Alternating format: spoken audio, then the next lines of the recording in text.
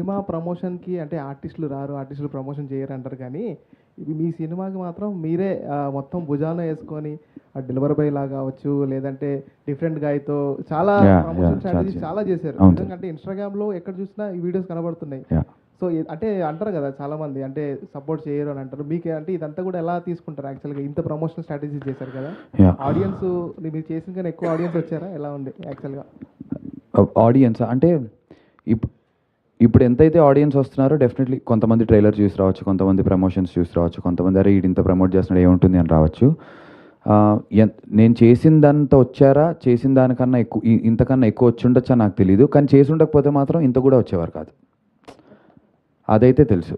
అంతే కదా. ఇప్పుడు అంటే 33% కింద మనం వాటిని బైఫర్కేట్ చేస్తే ట్రైలర్ చూసి 33% వస్తే, ప్రమోషన్స్ చూసి 33, ఇంకోటి ఏదో నా మీద ఉన్న గుడ్ విల్కో ఇంకోటి ఏదో ఒకటి ఒక 33% మ్యూజిక్ ఏదో ఒకటి ఉండొచ్చు.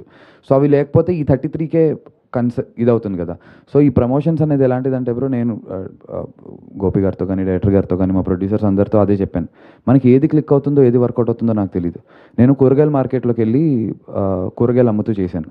అవసరం అసలు ఏంటిది చీప్ ప్రమోషన్స్, అది నాకు చీపా గొప్ప నాకు అది తెలీదు. నా సినిమా అందరికీ తెలియాలి, దానికోసం నేను ఏదైనా చేస్తా. నాకు ఒక అది ఎలా అంటే, నాకు Virat Kohli inspiration bro. Team అందరు బాడిన రోజున టీం గెలుస్తుంది, టీం బాడకపోయినా విరాట్ కోహ్లీ సెంచరీ కొడతాడు. అలా నేను నా టీం అందరు బాగా చేస్తే సినిమా 100 కోట్లు కొడుతుంది, టీం బాగా చేయలేకపోయినా నేను 100 కొట్టాలి. సో నా 100 నేను కొట్టాలి అనేటువంటి ప్రయత్నంలో 24 నా ఫోకస్ ఒకటే. నా బ్యాటింగ్ నేను గట్టిగా ఆడేయాలి, నేను 6లు కొట్టాలి, నేను సెంచరీలు కొట్టాలి. నా టీం కోసం నేను ముందు ఆడతా. నాతో పాటు నా టీం అంతా ఎంత పనిచేస్తుంది అనేది ఇంకా వాళ్ళ ఆ పాయింట్లో వాళ్ళ మైండ్ సెట్ ఎంత ఉంది, వాళ్ళ స్కిల్ ఎంత ఉంది అనేది అది డిపెండ్స్ ఆన్ దెమ్. సో అంతే. నేను being a Virat Kohli's fan probably అక్కడ నుంచి నేర్చుకుని నాకు అది అంటే అది ఏదో కాన్షియస్గా చేసేది కాదు, అది ఇట్స్ జస్ట్ దేర్ నాకు మెంటలీ దట్ నా టీం కోసం నేనైతే ఫస్ట్ నుంచి బ్యాటింగ్ చేయాలి, నేను అవుట్ అవ్వకూడదు. నేను సెంచరీ కొట్టిన తర్వాతే గ్రౌండ్ బయటికి వెళ్ళాలి. సో నా సెంచరీ కొట్టే ప్రయత్నం నా ప్రతి సినిమాకి చేస్తాను, నెక్స్ట్ వచ్చే సినిమాలకు కూడా చేస్తాను.